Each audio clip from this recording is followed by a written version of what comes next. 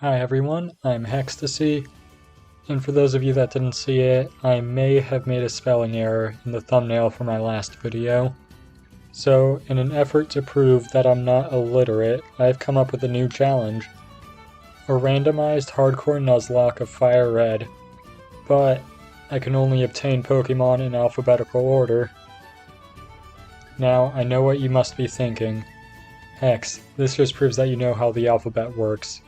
My 3-year-old niece knows the alphabet, but she's still illiterate. And while I think that's a valid argument, I'm gonna chalk that up to a skill issue. Anyways, let's get into the challenge. For the starters, we have the choice of Igglybuff, Totodile, and Mareep.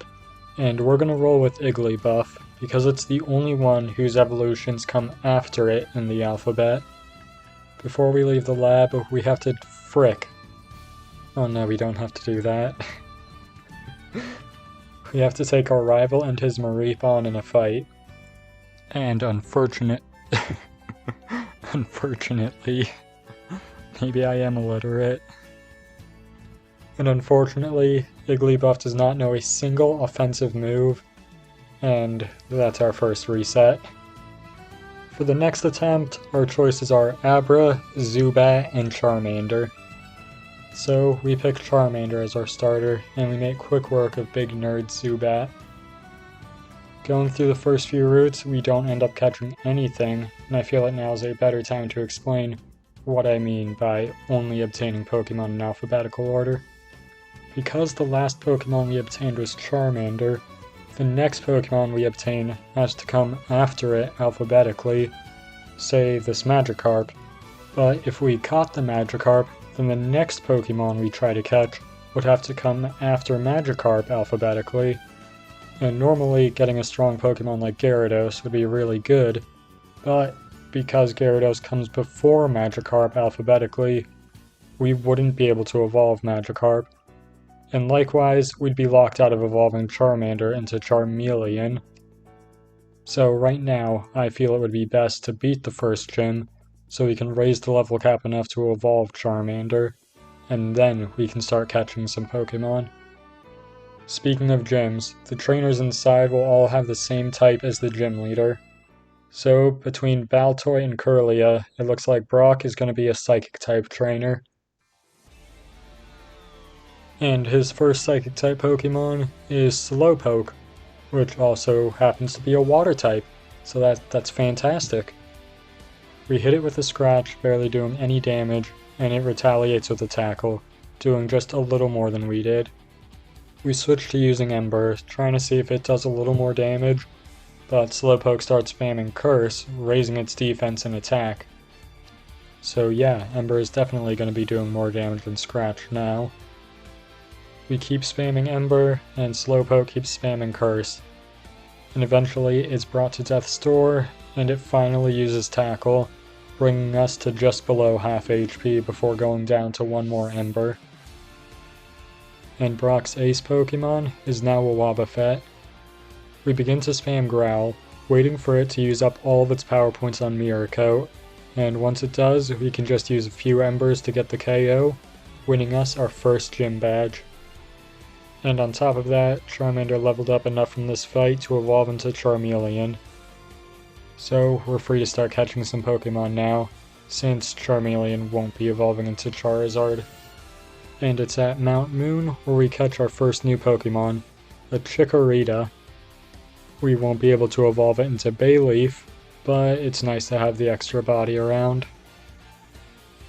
We don't catch anything in the next couple areas, and we head over to the Cerulean City Gym, where we find out it's now a home for Dragon-type Pokemon. So this next fight probably isn't going to be very easy.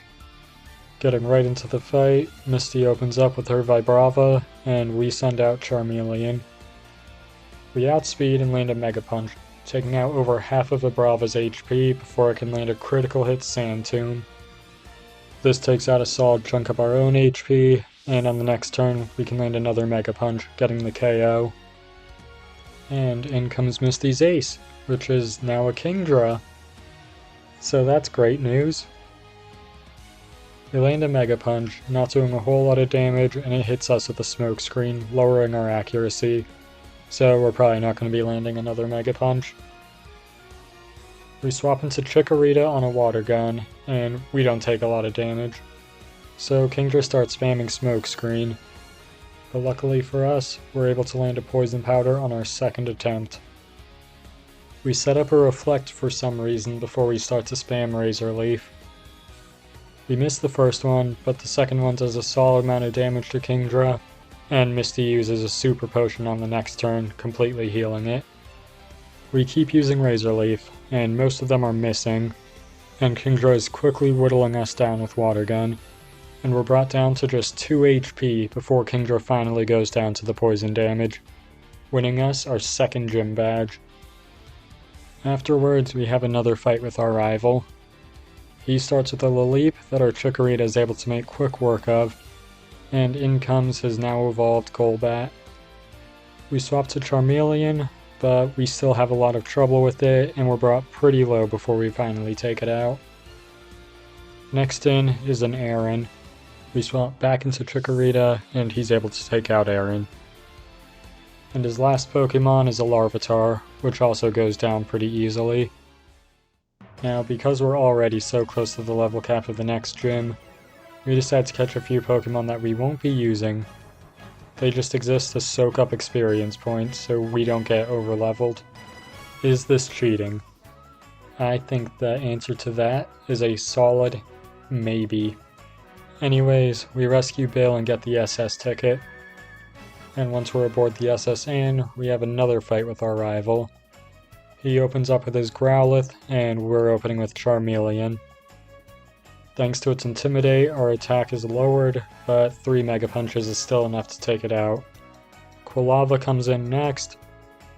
Our first Mega Punch misses, and it hits us with a smoke screen. And despite our lowered accuracy, a second Mega Punch hits, taking out just under half of its HP. But we're hit by another smoke screen, so we swap into Chikorita before going back into Charmeleon. We're hit by an Ember that doesn't do much damage, and one more Mega Punch takes it out. Ponyta is in next, but 2 Mega Punches takes it out. And finally we have to deal with his Golbat, and we're able to take it out with 2 Embers. Unfortunately, Charmeleon goes above the level cap here, so we won't be able to use him against the third gym leader. So we're in desperate need for some new Pokemon now. We go to Diglett's Cave where we don't find anything useful. We head back to Viridian City where we can fish up a Cleffa. And because we can't evolve it, all it'll really be good for is being used as a sacrifice. And at Route 10 we find a Diglett that we immediately sacrifice Cleffa to. But at least we're able to catch it. We wouldn't be able to evolve him into a Dugtrio until we reach the next level cap, so I'm okay when we catch Ivysaur, locking us out of getting a Dugtrio. I feel like our team is decent enough to take on Lieutenant Surge now, so let's see what type his gym is. And it's Poison type. Not the best matchup, but I think we can deal with this. Getting into the fight with Surge, we're opening with Diglett, and he sends out a Bellsprout. The one thing we didn't want to see. We recall him and send out Ivysaur, who's hit by a Wrap. We end up getting paralyzed and losing 1/3 of our HP before we can finally take out Bellsprout with our tackles. And his next Pokemon is another Bellsprout. Wonderful. Luckily, this one doesn't do as much damage, only bringing us to just below half HP before it goes down. And his last Pokemon is going to be a Tentacruel. Thanks to our Oranberry, we heal up a bit, and Tentacruel misses its first Supersonic, and we land our first Leech Seed. So we're going to be healing off of it now. We're able to stall long enough for Tentacruel to fall into healing range. And on the turn Surge uses his potion, we can swap into Diglett. Diglett outspeeds Tentacruel on the next turn and takes it out with a single dig, winning us our 3rd gym badge. We make our way through the rock tunnel, and just outside of Celadon City, we catch ourselves a Machoke. And just in time, because it looks like Erica is going to be a Steel-type trainer. Getting right into the fight, she opens with her Skarmory against our Diglett. The one Pokemon Diglett really can't handle. That's radical. So we swap into Charmeleon as Skarmory sets up an Agility. It then hits us with a critical hit Air Cutter, nearly taking out Charmeleon before we can land an Ember, nearly taking it out. Forgetting she had a potion, and not wanting to lose Charmeleon, we swap into Chikorita, deciding now is the best time to sacrifice him. And he goes down to a couple Air Cutters. We really don't have an answer for this thing. So Charmeleon comes back out, maybe she'll miss an Air Cutter. She doesn't, he dies. We bring in Machoke, but Karate Chop doesn't do anything to Skarmory, and she goes down to a couple Air Cutters. And the rest of our team quickly goes down as well, forcing us to reset again. And for this next attempt, our options are Abra, Caterpie, and Seedot. Needless to say, this one didn't last very long. And for the next one, we have the options of Bellsprout, Zubat, and Caterpie. So we go with Bellsprout, but he doesn't last very long either, and goes down in the Viridian Forest. For the next run, we start with a Nidoran, and we're able to quickly catch an Nincada, but we go down to Brock, who's now a Water-type trainer. And on the next attempt, we get stuck with an Azurill, who has no attacking moves, and we actually lose to an Abra. But on the next attempt, we get our Charmander back, but it goes down to Brock and his normal-type Pokemon. And on the next run, we start with a Chikorita, and we quickly catch ourselves a Gulpin, and between the two of them, we're finally able to beat Brock, who's now a Poison-type trainer. Deciding to be a little less conservative with our options, we catch ourselves a Poliwag, just in time for another rival fight. Except his Combuskin ends up sweeping my entire team, so that's another reset. It's starting to feel like getting to Erica was just a really lucky run, and we won't be having that kind of luck anytime soon. But I've come up with an excellent strategy, guaranteed to increase our odds of making it that far.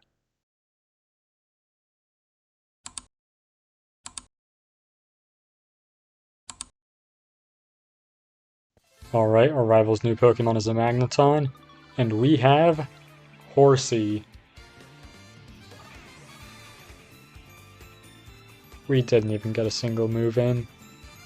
So the next run, our options are Entei, Togetic, and Yanma. Well, this is the easiest choice of my life. Heading over to Brock's gym, we're able to catch ourselves a Flareon and a Lantern. And Brock's electric types are no match for us, and we quickly make it past.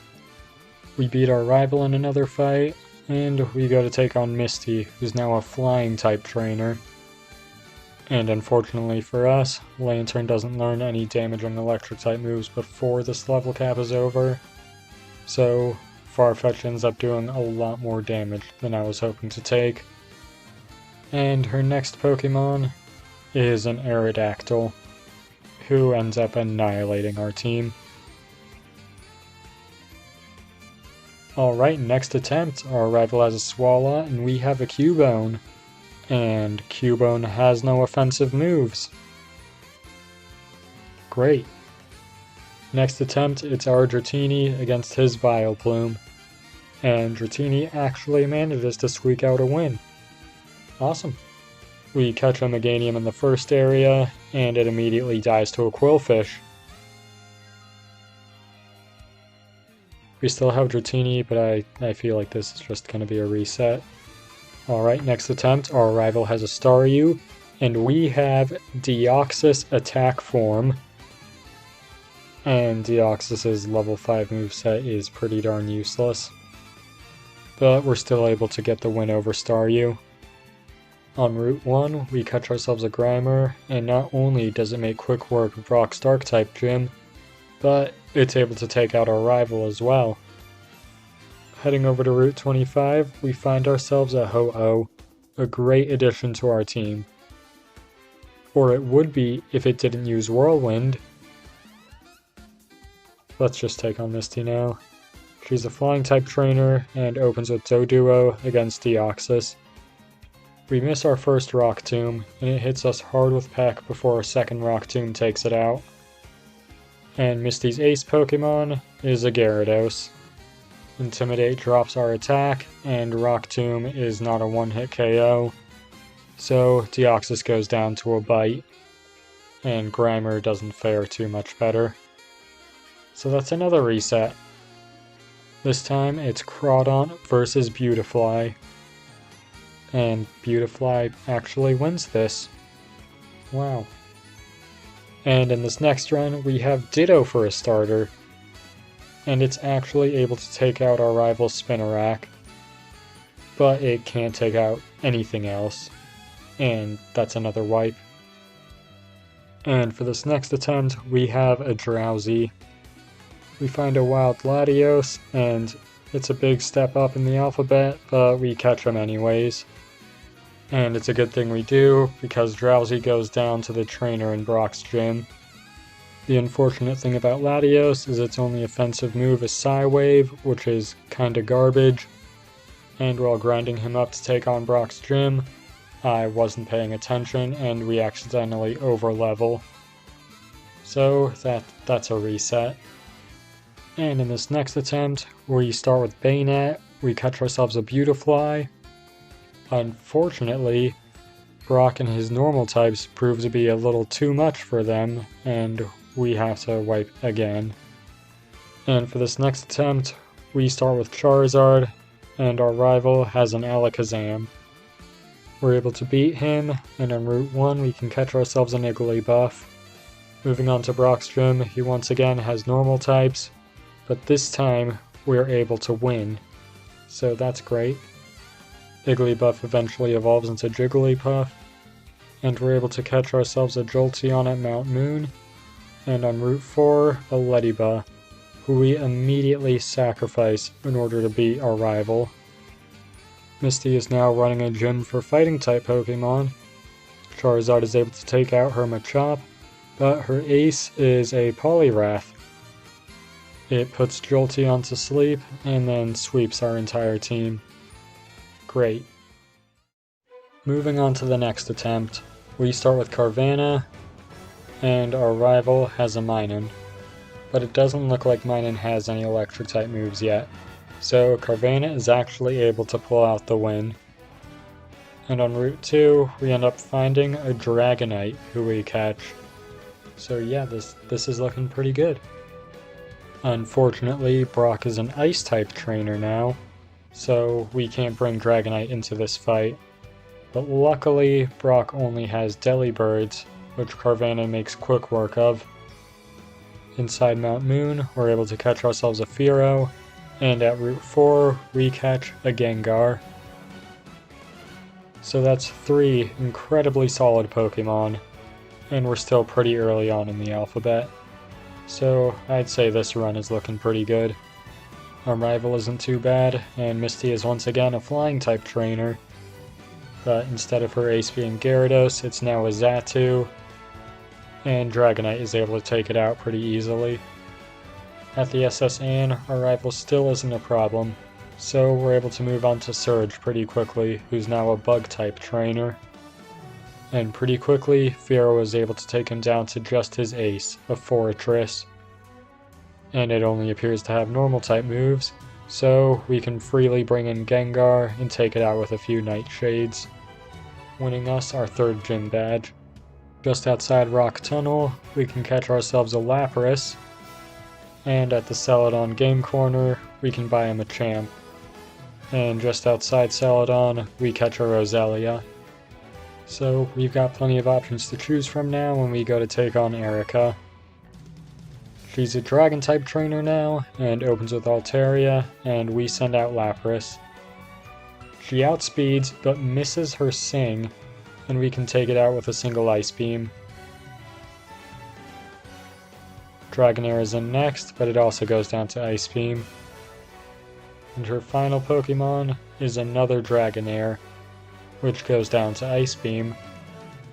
So that's our 4th gym badge in the bag, and this is the furthest we've been. Next up is our first fight with Giovanni, but his dark types can't really... They can't do that. But his dark types don't stand a chance against us, and we take him out pretty easily. And after the fight, Carvanha evolves into a Sharpedo. We have a fight with our rival at Lavender Tower next, but we're pretty over-leveled for this fight, so he goes down easily. Afterwards, we can catch ourselves a Shuckle and a Tentacruel, but I don't think I ever used either of these guys once. Moving over to Silphco, we have another fight with our rival. This time he's rocking a Psychic-type team, so Gengar is able to take everything out with the exception of his Minun pretty easily. And Roselia can take out Minun.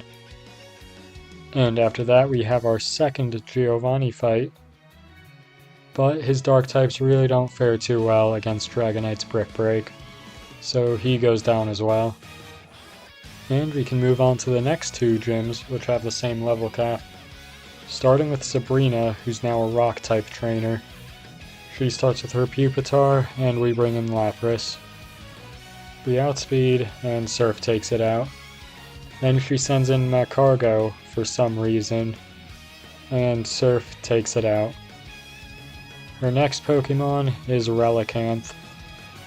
We swap into Roselia, and it lands a Rock Tomb, doing a solid amount of damage, but we outspeed on the next turn, and a Giga Drain takes it out and restores all of our HP. And her last Pokemon is a Kabutops. It outspeeds and lands a critical hit Slash, bringing Roselia down to just 4 HP before she lands a Giga Drain, getting the 1-hit KO and winning us another gym badge. Next up, we're taking on Koga, who is now a Grass-type trainer. He starts with an Execute, and we start with Fearow. We outspeed and take it out with a Drill Peck. And in comes a second Execute, which also goes down to a single Drill Peck. Next in is a Ludicolo, which goes down to a Drill Peck. And finally, he has his Ace Bellossom, which also goes down to Drill Peck, winning us another gym badge. We begin to head over to Cinnabar Island. We aren't really finding anything good, except for a Venomoth, which we never use. And once we're on the island, we can catch ourselves a Zangoose. And since it starts with a Z, that's probably going to be the last Pokemon we catch.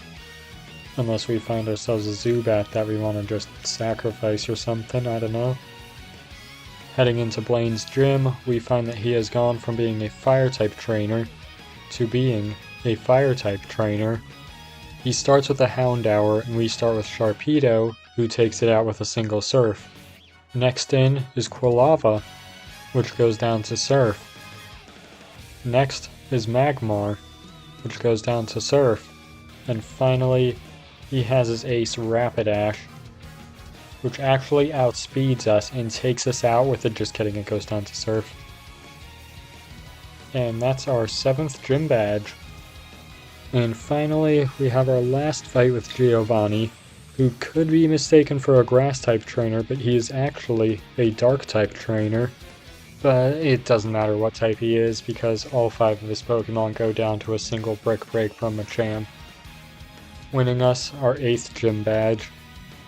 All that's left before the Elite Four is one more rival fight, and this time he's using Ground-type Pokemon, and given that half of our team knows Surf, he's really a non-issue. We make our way through Victory Road, and we're ready to take on the Elite Four, with our team of Gorg the Sharpedo, Azurta the Lapras, Saurian the Fearow, Rhine the Machamp, Charla the Zangoose, and Harold the Dragonite. So let's get into it. Starting with the now Dark-type trainer Lorelei. She sends out her Absol, and we bring in Fearow. We outspeed and hit it hard with the Drill Peck before it can use a double team. She's in healing range, so she uses a full restore, giving us another chance to land a Drill Peck. Luckily we don't miss, and a second Drill Peck takes it out. Cacturn is in next, but Drill Peck is a one-hit KO. Next in is Sharpedo, but a double edge is more than enough to take it out. Unfortunately, between Rough Skin and the recoil, we lose about a third of our HP. Shiftry is in next, but once again, Drill Peck is a one-hit KO. And her ace Pokemon is another Absol. We land a double edge, missing the KO by what must be 1 HP. And instead of capitalizing on this, she uses Perish Song. Wow. She uses a full restore on the next turn, giving us a great opportunity to land one more double edge. This time it does just a little more damage and we get the KO, leaving Fearow with only 8 HP left and beating the first Elite Four member. Next up is Bruno, the Rock-type trainer. He opens with Kabuto and we sent out Fearow. We immediately swap into Azurta, who's hit by a Metal Sound, cutting his special defense in half. But we outspeed on the next turn and take it out with a Thunderbolt. Pupitar is in next, but it goes down to a Surf. Next in is Armaldo. It protects itself from our first two Surfs, but the third hits, just missing the KO, and it lands an Ancient Power, taking out nearly half of our HP. Bruno uses a full restore on the next turn, and another Surf brings it down to just 1 HP, and we can outspeed and finish it with a Thunderbolt on the next turn. Lunatone is in next, and it outspeeds us and hits us hard with a Psychic, bringing Lapras down to just 9 HP. But we're able to land a Surf for the one-hit KO. And his final Pokemon is an Omastar. We swap into Machamp as it uses Protect, thankfully wasting its move. We land a Brick Break, taking out well over half of its HP, and it lands a Spike Cannon, not doing a whole lot of damage. So another Brick Break takes it out. Next up is Agatha, the Poison-type trainer. She starts with Victory Bell, and we sent in Sharpedo, so we immediately gotta switch out. We bring in Fearow, but we're unfortunately hit by a Sleep Powder. She spends the first 2 turns of us being asleep using Sweet Scent for some reason, before finally landing a Razor Leaf, not doing a lot of damage, and Fearow wakes up on the next turn and takes out Victory Bell with a Drill Peck. Her next Pokemon is a Roselia, so Drill Peck is once again a one-hit KO. Next in is Gengar. We go for a Fly as it uses Destiny Bond, and luckily we don't get the KO, so we can swap into Sharpedo as it keeps spamming Destiny Bond. Eventually it uses Shadow Ball, so we can outspeed on the next turn and take it out with a Crunch, and not die as well. Her next Pokemon is a Venusaur, so we swap into Dragonite, who tanks its Razor Leafs very well, and a couple Flamethrowers takes it out. And our final Pokemon is a Haunter. It would have gone down to 2 wing attacks, but Agatha insisted on spamming full restores, dragging the fight out twice as long as it would have been. But it goes down all the same. Next up is Lance, the Electric-type trainer. He opens with Jolteon, and we bring in Sharpedo. Now, I was going to teach Earthquake to Sharpedo, but it turns out I forgot. So that's not good.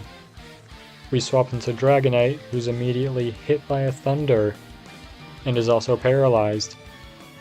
A second Thunder hits before we can land a Brick Break, taking out just about half of Jolteon's HP. We only have 7 HP left, so we gotta swap out if we want Dragonite to live. We bring in Machamp, who avoids the first Thunder, but the second Thunder scores a critical hit and gets the one-hit KO. Great. Zangoose is in next, but we're once again hit by thunder and paralyzed, so we can't move. And a second thunder takes out Zangoose. Well, this is going great. Fearow comes in next, and Jolteon once again outspeeds, but this time misses Thunder, and we can take it out with a Double Edge. Next in is a Plusle, and Double Edge takes it out. His third Pokemon is a second Plusle, which also goes down to a single Double Edge. And Lance's fourth Pokemon is an Electabuzz, and it survives the Double Edge, but Fearow does not, and goes down to recoil damage. We bring in Sharpedo next, and while he's healing, we're able to land 2 Surfs in a row, getting the KO. And Lance's final Pokemon is a Zapdos. We hit it hard with a Surf, taking out about half of its HP while it uses Agility. It hits us with a Drill Peck, nearly KOing us, but we're able to land another Surf, bringing it pretty low. Knowing he's going to heal, we take this time to swap into Lapras. Zapdos then hits us with a Thunder Wave, paralyzing us, and we can't move. So it's able to land a Drill Peck, and once again, Lapras isn't moving. But on the third turn, we're finally able to use Ice Beam, and this nearly takes out Zapdos.